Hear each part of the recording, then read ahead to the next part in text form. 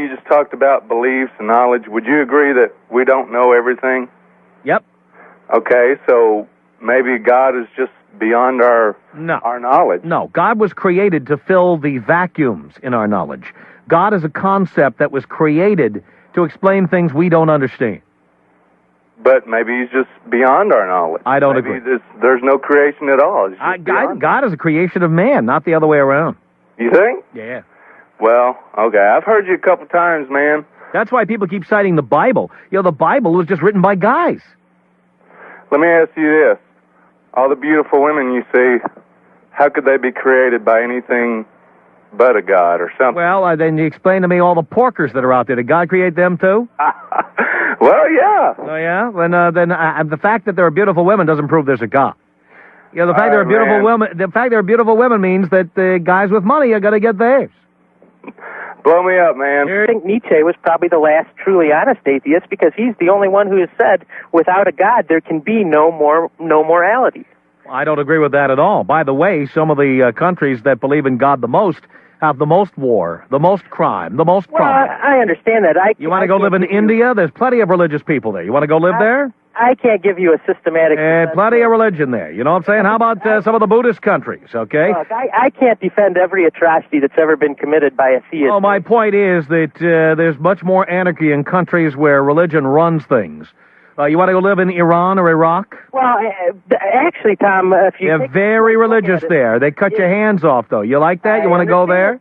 Tom, if you take a close look at it, you will find that more people have died in wars because of atheism than have died because of theism. Not even true. Take a look at the numbers, Tom. Not even true. What was Adolf Hitler? What was the Inquisition? What was the Inquisition? But the Inquisition didn't kill nearly... How about the Middle East? How about what's been going on in the Middle East for centuries? Well, I can give How many people have been killed in the Middle East? I can give you a long list of... Tens of millions, hundreds of millions. How many people have been killed because we don't agree on what is in the various books of Scripture and who should have Jerusalem and who shouldn't and who should have Palestine and who shouldn't? How many people have been killed over that? Well, we can have a lot of... How many? How many? How many? How many? I bet it's more than Hitler killed.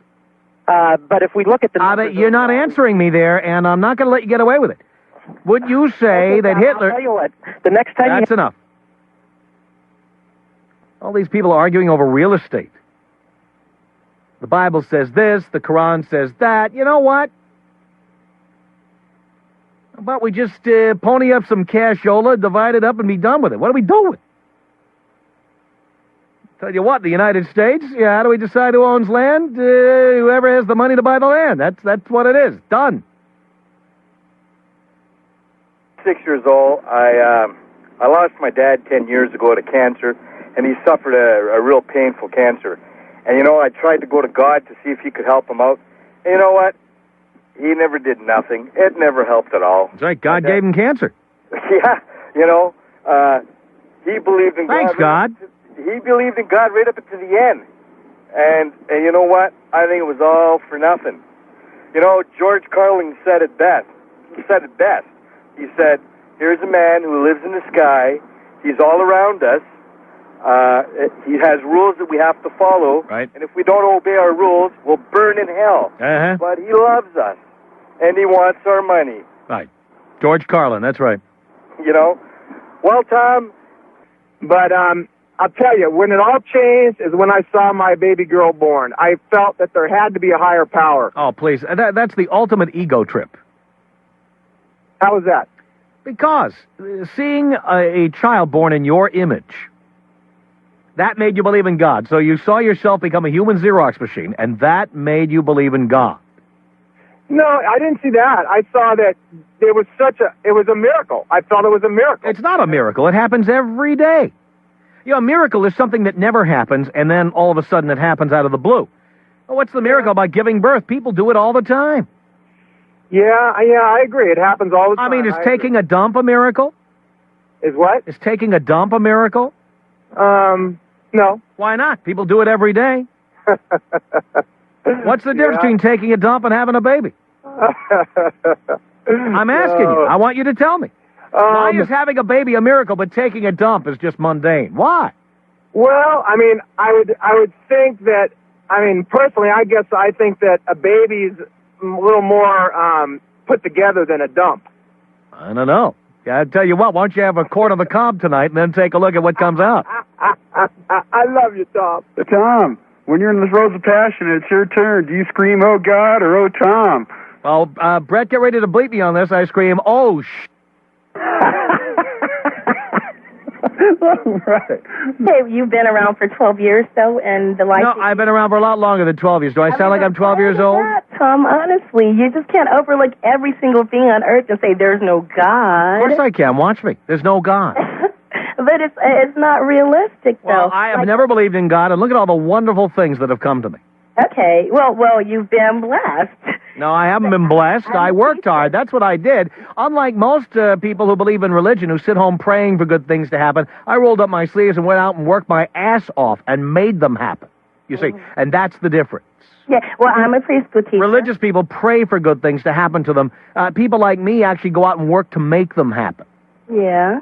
That's the difference. Well, look, I go out and work to make, I make a tremendous difference in a child's life every day. I'm a preschool teacher. And I know you don't have any children, but, and 2 and 3 and 4 year olds, their parents are the most, their parents are God to them.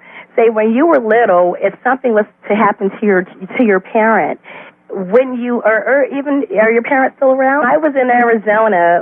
My friend went. What does Arizona have to do with anything? My friend went overseas, and his plane had like tremendous turbulence, and all of a sudden he thought he was going to die, and all of a sudden he's praying to God, who he's claimed to be atheist as far as he can. God created the turbulence. If you believe in God. I don't know.